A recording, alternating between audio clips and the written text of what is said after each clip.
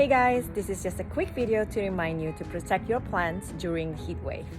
I usually go out right after my morning workout to check on all of my plants and to give enough water or extra water, especially when the day like today is going to be really hot in the triple digit. I'm going to show you what happened with tomato plants when it gets too hot. That means over 90 degrees in the afternoon. What typically happens with tomatoes when they are stressed, the leaves is gonna start turning thicker and curling in like that. It could happen also when it's too cold, and in this case it's too hot. So the way the leaf curls in like this is to protect moisture in the leaves, obviously. And the leaf turns thicker and leathery and becomes tougher. And what happened also with the production of the plant, when it gets too hot, it's just gonna burn the flowers. So it's gonna be like, usually, see, notice like I'm missing flowers here.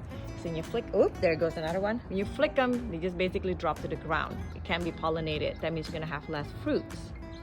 Or the leaf is just simply gonna burn to crisp like that.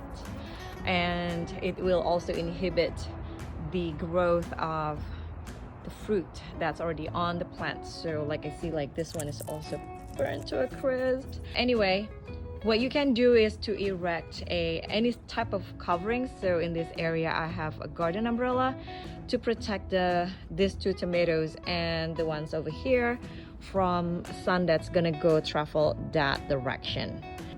Now another thing you can do is also to make sure the ground is always moist. Now mind you, moist is not wet, it's not overwatering, all right? Always water them from the base, from the bottom. So just wet the soil, not the plant itself, because that will avoid burning the leaves during the heat, and also disease like powder mildew, which thrives in hot and humid condition.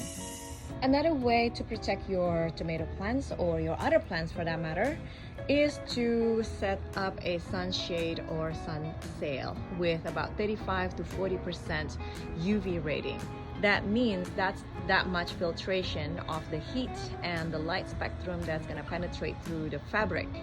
And 35 to 40% rating is going to give your plants enough sunlight and warmth in order to continue to photosynthesis. Here, I actually set up a 99% UV rating sunshade. I think it's 99. And that's just because that's not for plants, that's for human. That's my dining room window.